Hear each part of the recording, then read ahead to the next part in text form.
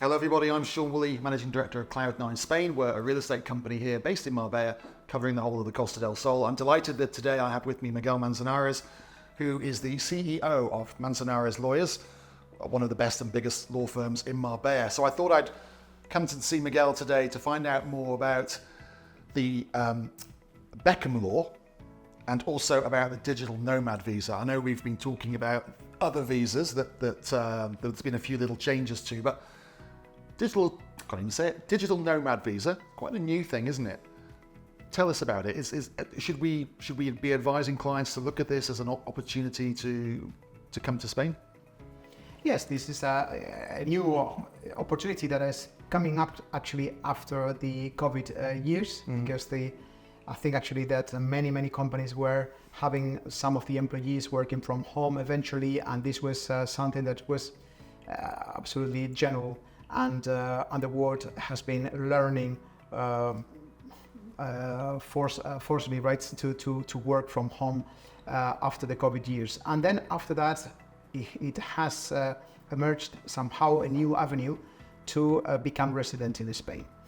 The main reason to apply and obtain the Nomad Visa is that you have to continue the same work, the same business that you used to do years before at your country. So if you were working for a company and your company is accepting you to travel in Spain and work from home based in Spain, you can keep doing your job from Spain and apply residency in Spain. So you're not really considered a working permit avenue of getting residency, but working for the very same company that you used to be working before this move. In this kind of scenario is also including the self-employed. Some people are really working as a self-employed for a company, and they're invoicing to that company regularly, and they can also move to Spain. And these two ways you can apply and get the residency in Spain, which is the Nomad Visa. Again, is residency. It's not a visa, but residency. Okay. And why have the government done this? Is it to attract talent into the country, or is there a reason?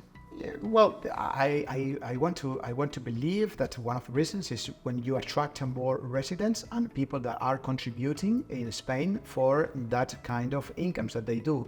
If someone was working for a company in Manchester and paid his taxes to Inland Revenue in the UK, now those salaries are generated in Spain and pay taxes in Spain.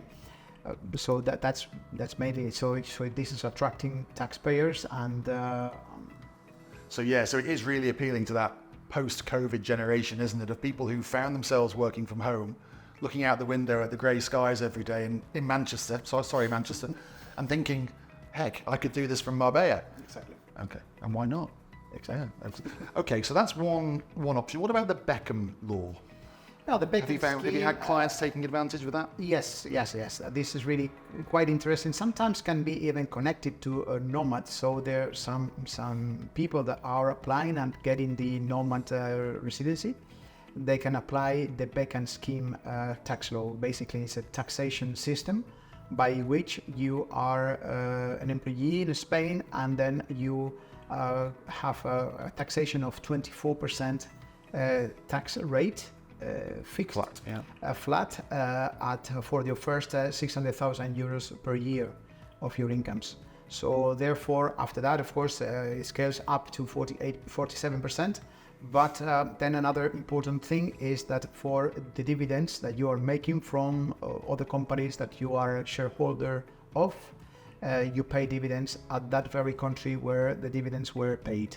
So therefore, you don't have to bring that taxation of your dividends to Spain.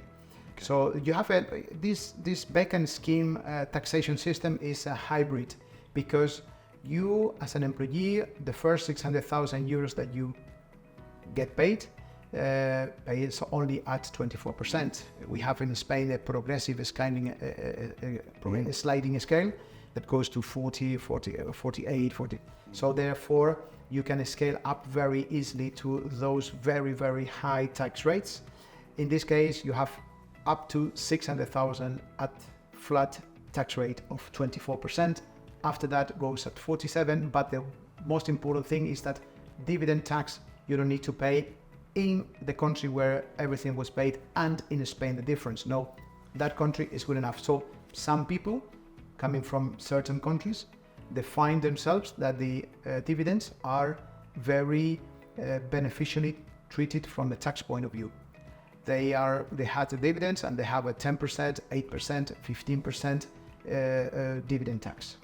And therefore, by becoming residents in Spain, salaries first bracket, very big bracket, 600, 24%, and the dividends are not taxable in Spain, but in the country where they were paid. So is this to attract expertise?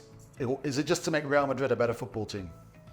Yeah, well, that was really why that was really named Beckham scheme and has been adopted. They don't need any more help. They're doing just great. No, but I guess it's to attract those high performers. Correct. Okay. Correct. Okay. Very good. So that's just a couple of avenues to look at if you're wanting to come and enjoy the Spanish lifestyle. Thanks, Miguel. There's a couple of avenues there. Maybe not for me, but for people who are good at football or certainly good at a particular job, and they can save an awful lot of tax by the sounds of it. So that's something worth considering. And the Digital Nomad Visa, of course, is reflective of the society we now live in, and it's a way of attracting really good talent into the country and getting them paying Spanish taxes. Great. Thank you so much, Miguel. That's been a great help.